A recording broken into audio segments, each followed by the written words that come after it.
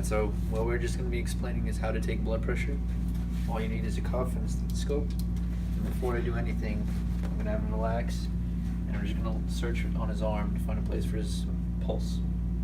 Once I feel right about here, you take the cuff, wrap it around his arm just like this.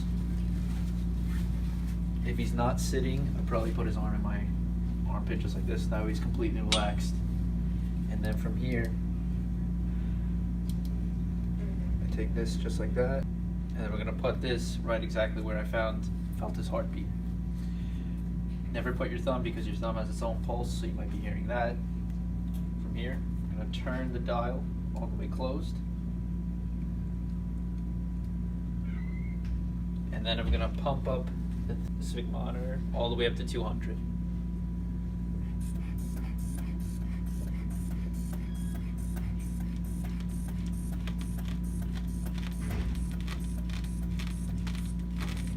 Now from here, I'm just gonna let the air out nice and slow until I start to hear my first heartbeat.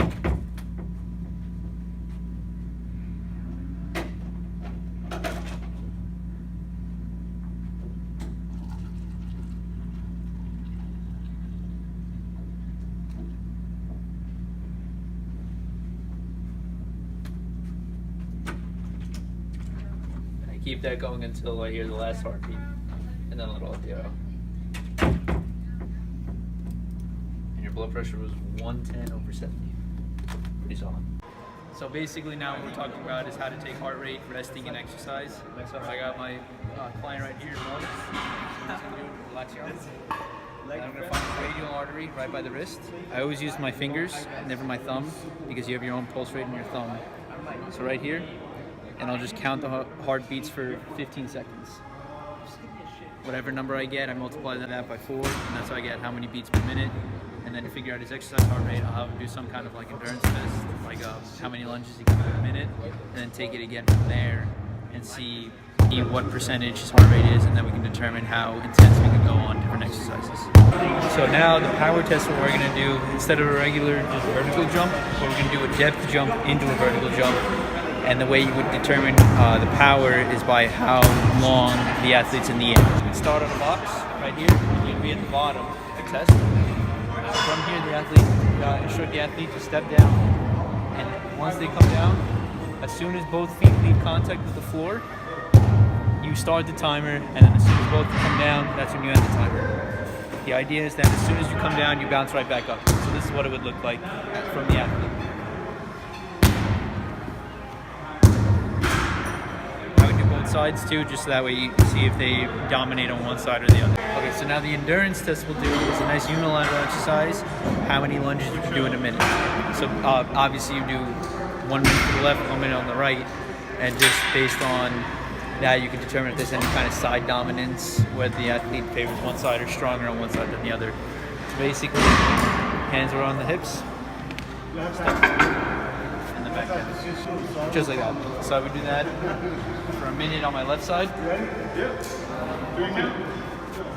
Take a little break, do the same thing on my right, count the numbers, and if I'm more dominant on one side, then we would address that in the program. So the agility test we'll be using is the 5:05, not the 5:10.5. Basically, it's pretty similar. It's just to test change of direction, speed, and agility. So the way you would have it set up is you'd have 2 markers. You'd have the timer right here, and then the end point where they're running 5 meters away. So basically, the athlete would start a little further back than the starting marker, would get a little burst of speed. You start the timer once they hit the original marker, and then they would touch me 5 meters away, and then you would stop it once they got to the bottom back. So it would look like this. I'm running. Start. And then once I pass, end. So now the strength exercise is an exercise a lot of people are familiar with, the bench press. Setup for it is butt flat on the bench, feet flat, so my heels are completely flat, so I'm not here. My back is neutral, and before I lift, I'm pinching my shoulder blades back and down. This helps engage my lats, and then when I press, I'm trying to keep my elbows as tight in as I can, not letting them flare out so I don't put extra stress on my shoulders. From here, come down, wait half a second, explode right up. Oh yeah?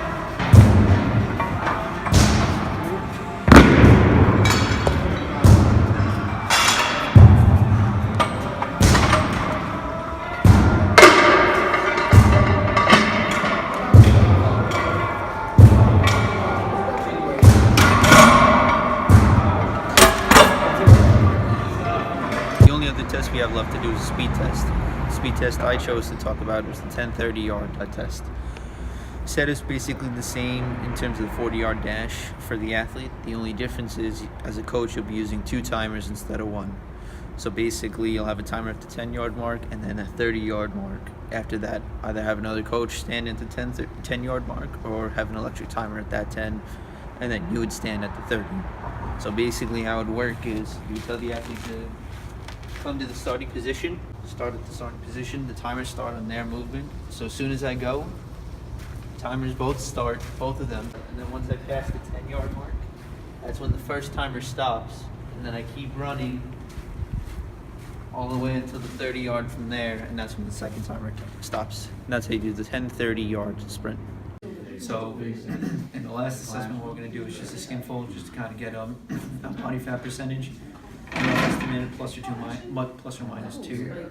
The 6 main points that normally you can hit if you have the time are 2 centimeters below at a diagonal angle right at his chest, 2 centimeters to the left of his belly button, right here, vertical pinch on his thigh, on his tricep, right about midline, so you can just eyeball it halfway in between.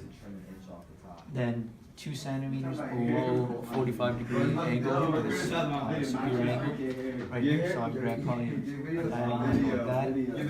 And then the other one is the iliac crest, so a little area right above your hip bone area. For now, just since we're stressed on time, I'm only going to do 4 sites. We'll do his chest, his tricep, right by the belly button, and then the thigh. That way we throw in the lower body too. Ready?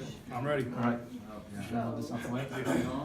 So when you do it, I'm gonna pinch. Sorry, my hands are cold. That's fine. I'm gonna pinch, pull, grab, move my number really quick, and then I'm gonna let go before I pull away. That way I don't pull his skin off. And then after that, I would jot it down. After that, so we'll do his tricep next. Identify midway. Vertical pinch.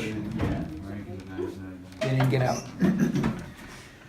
Next one, I'm going to ask you what to do. 2 centimeters, so I would have a ruler just to be more accurate. I'd measure 2 centimeters. Right now, I'm just going to eyeball it. Same thing, vertical pull. Get in, measure, come out. And then the last one we're going to do is his thigh. I'm going to identify halfway between his knee and his hip. Kind of just eyeball it. And when you take a vertical pinch. Get underneath there. Leave it a little loose so you can get underneath. That's how you do the skin fold.